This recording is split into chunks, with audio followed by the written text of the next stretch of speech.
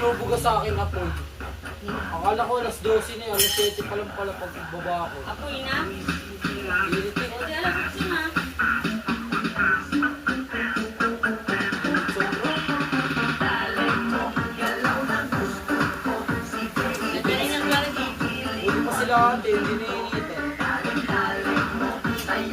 Nalalamigan. Tulogin na, nakakapakalim eh. Sabi niya, hindi siya naiinitan eh. Si Iya, pinagpapalit na siya ng laruan dyan. Sabi niya, nakakawa na siya ng mga anak eh. Nakakawa na si Iya sa kanya talaga.